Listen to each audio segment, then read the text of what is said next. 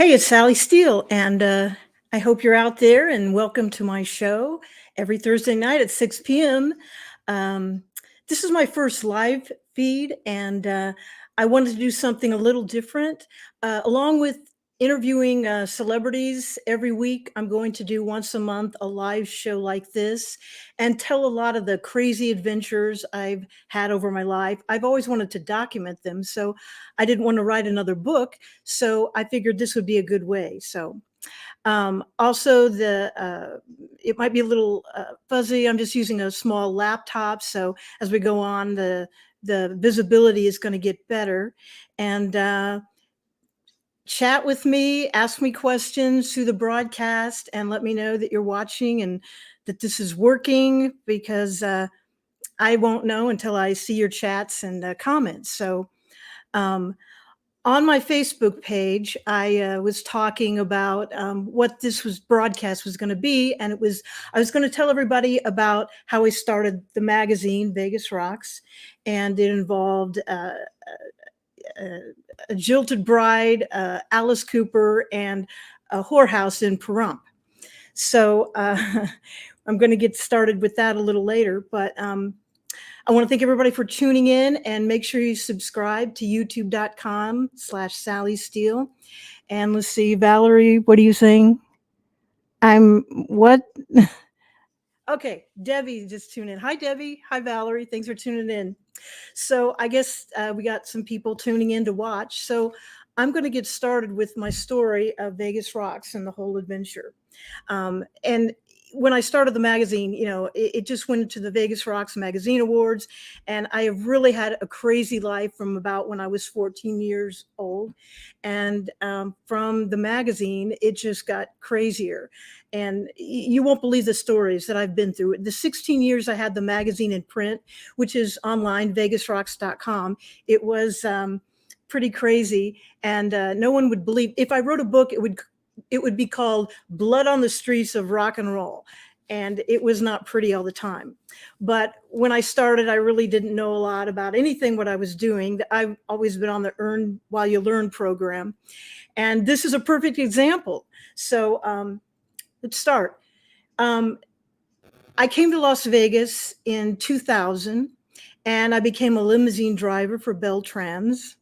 Hi, Breck. Hi, Carrie. You're out there somewhere. And I was in the office one day, and I looked at my boss's screen, and he said, I was just sitting there, and I just happened to look, and I saw that it said uh, Alice Cooper. And I'm like, Alice Cooper's, he's coming at 5 p.m. Oh, Billy, let me go pick him up. Let me go pick him up. And he's like, Sally, that's after your shift. You don't even have a car. I go, well, maybe I could borrow somebody's car for just a couple hours and go pick up Alice Cooper. Oh, please, please, please. So he's like, okay, we'll see when the next shift comes in. So somebody, I don't remember his name, Jimmy or something, like, hey, Jimmy, Sally needs a car for a couple hours. Can you hang out for a while? He's like, yeah, no problem. So Jimmy like threw me the car keys, and it was almost like slow motion, like, got him. I was going to go pick up Alice Cooper. I was so excited. So I went down to the employee commissary. I remember I got like a fudge chocolate brownie, and I jumped in the car. I started heading up to Cascada, and I was so excited. And sure enough, 5 p.m., Alice Cooper walks out with Shep Gordon. And let me see who's tuning in. I want to say hi to some people. Albane. Hi, Albane. I see that you're tuning on. Sonia. Oh, my sister's tuned in. Hi, Sonia. Deuce. I don't know how to say your last name. Deuce. I'm new at these. I'm trying to figure it out. What? Okay. Thank you for tuning in. Okay, so Alice Cooper gets in the car. Oh, but let me back up. So I'm driving to Cascada, and all I could think of was these Alice Cooper songs going through my head. So I'm eating my fudge brownie, and I'm getting it all over the wheel, because I didn't have napkins in the car, and I'm just singing to myself. Telephone is ringing, you got me on the run. I'm driving in my car now, anticipating fun. I'm driving right up to you, yeah. Oh my God, I got chocolate on my hands. I guess you could see, yeah, yeah, yeah, yeah. I got you under my wheels, honey. Why don't you let me be? And so I drive up. Alice Cooper comes walking out with Shep Gordon right at 5 p.m. And I run over, I open the door. It's like, ah, it's such a pleasure to have you. I jump in the car. I'm like, it's an honor to drive you, Mr. Fernier. And he's like, call me Alice. I'm like, okay. So, I've been thinking of all these Alice Cooper songs. And one of my favorites is Generation Landslide. If you've heard that, is like militant mothers hiding in the basement, using pots and pans for their shields and their helmets. Brats in battalions are ruling the streets, and Generation Landslide close the gap between us. I love that song. So I'm driving, close to 100 miles an hour, driving Alice Cooper, literally with my head in the back seat, like, where were you when you wrote Generation Landslide? That's one of my favorite songs. And Alice proceeded to tell me that he was in the Virgin Islands with the band and back in the 70s, very innovative Alice Cooper band. And it was all clear glass at this hotel. And through the ocean, they could see a hurricane coming. And that's when he wrote Generation Landslide. So I'm just asking all these crazy questions to Alice. And he's so nice to me, very patient. Poor Shep couldn't get a word in between me and Alice. And I dropped him off at Caesars. And I was just blown away. It's like, wow, I just interviewed Alice Cooper. Wow, I should become a journalist and work for Rolling Stone or something with these questions. I'm really good at this, So after that, maybe a couple months later, I met, we'll call him Donnie. And Donnie and I got together, and it was a very interesting relationship, and we were madly in love, at least I thought so. And it wasn't long before we were wearing vials of each other's blood around our necks, like, the fashion, Angelina Jolie and Billy Bob Thornton did, have to follow the greatest. And we got engaged. And so while I was dating him, he told me, he was a maintenance man. And he's like, one day he's like, oh, I'm going to start a magazine. I go, really? Well, what are you going to do? And he's like, well, I'm going to interview these bands and put bands in this magazine. And, I'm going to get some advertisers. I say, listen, first month free, $30 after that every month. And I'm like, that's a great idea. Hey, I've been taking pictures of rock stars since I was 14, and I interviewed Alice Cooper, and we can put them in your magazine. And he's like, no, I just want to do local bands. Like, well, nobody cares about that. Put Alice Cooper on the front. He goes, no, I'm going to do it my way. So I, paid for everything, his trade name and everything. And I was getting ready for the wedding, and short time before the wedding, and I mean short time, Donnie kind of disappeared with a bottle of booze, and I think he went to Arizona, not quite sure, but I had paid for everything. Dress, everything. Oh, by the way, if anybody needs a wedding dress, I've got 3 of them. Never been used. Message me. So he disappeared, and I was like, it was the end of the world. I mean, my honeymoon was all set and paid for. It's like, well, what am I going to do? And I was just crying. I was just so upset. Let's see who's tuned in. Okay. Okay. Hi there, everybody talking.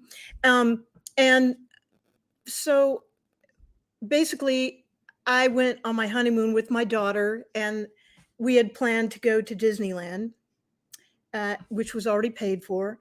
And I want to show everybody something. This describes the whole honeymoon, and I'm going to hold it real close. Now, in this picture at Disneyland, my friend Joe is in the picture. He talked me into writing the Tower of Terror, which was, I didn't want to go on, but he forced me. So over to the side here, you're going to see this chick with a New York Dolls t-shirt on and red hat, screaming and crying, and everybody else is just like, oh, it's a great ride, not me. And this look on my face describes the whole 5 days of the honeymoon. So I'm going to try to bring this in and see if you can see it, like right here. Right here. It's kind of hard with the light. Right there. I don't know if it can focus, but let's see. Right there. See that look on my face? I don't know. It may not focus very well, but it's just like, that's my whole look for my honeymoon. Okay. So after those 5 miserable days, torturing my daughter, I went back to Vegas and met with my mother at the Stratosphere buffet. So we're sitting at the table, and I was, just very sad. And my mother was like, just very happy. She's over there eating her lobster tails, just licking her fingers and having a great old time. And all of a sudden, I just have this breakdown. My daughter's sitting across from me, and I just have a nervous, emotional breakdown. I start screaming and crying. I'm like, I could have been so good with that magazine, but he wouldn't give me a chance. My life is over. I could have been a contender, as Marlon Brando would say. I was so good. I could have been somebody, but now I can't because it's over and the wedding is off. And my daughter at 9 years old just looks at me. It's like, well, screw him. Start your own magazine. So I'm like, well, I never thought of that. So I immediately got up from the table and started walking to the parking garage. Okay, I'm going to go get cards made. I'm going to call it Las Vegas Rock City News. I couldn't think of anything. So I was immediately going to get to work. I had Vans Warped Tour coming to town. Hi, Sonia, Mom. Yeah, she loves Vegas. She does. Too bad you weren't there, Sonia. And I'm going to the parking garage, and I'm all jazzed up. It's like, I'm going to do it. I'm going to get my own magazine, my rock magazine, and the Vans Warped Tour is coming to town. I'll just go there and interview and take pictures and everything. So that's basically what I did. So I got a camera and a tape recorder the night before the Vans Warped Tour at Walmart. I didn't really even know how to use them. I just like, okay, well, maybe this will work. And, I went there that day, and my daughter was off getting heat strokes somewhere. Like, there I am, the responsible mother. Like, okay, I'm going to go interview people and try to get pictures and talk to people. And she's like, okay. And she goes, go talk to Anti-Flag, just insane. They're political. They'll talk to you. So after Anti-Flag got off stage, I was very timid. I'm like, excuse me, Justin, could I take some pictures and maybe do an interview with you? And he's like, sure, come on back. And I'm like, okay. So I interviewed him, hoping my tape recorder worked. I took my first picture with Justin, and then my daughter Charlotte told me to go talk to the casualties, and they were nice and interesting, and I took all the pictures. And so then I got all that together, and it's like, okay, well, what do I do? So the only thing I could think to do is like, I walked into Kinko's, and I'm like, excuse me, can somebody tell me how to start a magazine? So like they were like, okay, well, you need a graphic artist. Well, what's that? And how do I get all this writing in the magazine? Well, you got to type it up and put it in there. I got to type up a magazine. So, I got some good advice there and looked for a graphic artist and typed everything up. And then after that, after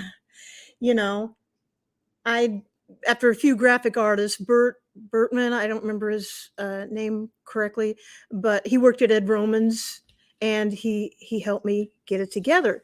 So I put everything I had in savings, which wasn't much, into the magazine. I went down to Southwest Printers. I went to Rob. I wish I could remember. Rob, I forgot your last name. And he's like, well, how many pages do you want? I don't know. Well, how big do you want? I don't know. But I was excited. We figured it out. So then the magazine got printed, and I didn't really have any way to pick it up. And I was really worried. And I wanted to release it August 1st. I wanted to be on time. That's me, Sally Steele, efficient, very timely. And when August 1st came around, I didn't have the $600 to pay for it. So I went to work as a limo driver, and I thought, well, I can probably raise about $80 today. I don't know, something like that. And, I went to work, and it's like, it's August 1st. Where am I going to get $600 to get a magazine out? So I'm sitting in the office, and my boss is like, hey, Sally, go over to Caesars and pick up somebody. It's going as directed, which means you don't know where they're going. So I go over there and I pick them up, and the guy with a younger man gets in the car, and he's like, chicken ranch. I'm like, I'm just shaking my head. He's like, did you hear us? I go, yeah, we're going to Pahrump. So I pulled up to the chicken ranch, and they went in, and I guess they thought the guy was too young, his cousin or whoever it was. So we went down the street. I hope I can say the name. It was Sherry's Ranch, and they took him. And I'm new to this, and I checked in. I go, yeah, I just bought these 2 customers over here. And he says, okay, well, just come back, when they're done, and we'll give you a tip for bringing them. So, I guess this guy was like a virgin. And so he was in there and kept running out, getting more money from his uncle. And, we just sat in the car and talked and everything. And I got a tour of the place. Oh, bondage, chains. Oh, nice bed frame. And so after a few hours, they come back. We're ready to go back to Vegas. And I said, well, hold on just a minute, because I have to go pick up, this my envelope. So I went up to the envelope. I went up to the desk, the office, and they go, okay, well, thanks for bringing it up. Here's your envelope. So they give me the envelope, and guess what was in the envelope? In cash, $600. I get to go pick up my magazines tonight. I was so happy. So I went and we picked up, this is the first issue, a newspaper that I did. And, 16 pages, and it wasn't bad. And, I just thought it was like the greatest thing. It's like, wow, I'm going to be a publisher of Rolling Stone. So that's how the magazine got started. And after that, I did the award shows and everything. And, the magazine was literally me being a fanatic, chasing rock stars down the red carpet, like, hey, Vince, let me get a picture, and they would run the other way. But, that really changed over the years. And it was interesting because about 8 months into the magazine, I actually had a professional phone call to interview Alice Cooper. And I'm like, hi, Alice, it's Sally Steele. I don't know if you remember me or not, but I drove you when you were in Vegas without missing a beat. Alice was like, the blonde, because I drove him a few times. I go, yeah, that's me, And I've had many interviews with Alice, and some of them are on my YouTube page, the video interviews I did with him. And go to my YouTube page, youtube.com/Sally Steele. Start watching. And the last time I saw Alice, it was funny because he said, he was walking and I'm walking. I go, hey, Alice, Sally Steele. Hi, Cheryl. I said hi to his wife. She's so nice. And he's like, so Sally, are you still driving? I'm like, no. How do you remember this stuff? And Alice just looks at me and says, oh, I always remember the important stuff. So I love you, Alice. Mr. Cooper. And let's see. No, they didn't. Yes, they did. Hi, Harry. Thanks for tuning in. But I want to invite everybody back. I know this is just a few minutes. I'm just doing a test here to make sure my equipment works okay. And I want to thank you for tuning in. Every month, I'm going to do this once a month. And like I said, after every week, Thursday night at 6 p.m., I'm going to have a great guest. I'm going to be showing some exclusive photo backstage at the Rainbow Party that happened in LA and lots of things. So I hope you tune in, and it's going to be a lot of fun. And I want to thank everybody for tuning in. So we'll see you next time. I'm Sally Steele, Sally Steele Rock Show. And we'll see you next time. Hi, Paul. We'll see you next time. Bye-bye. I figure out how to turn this off. Bye.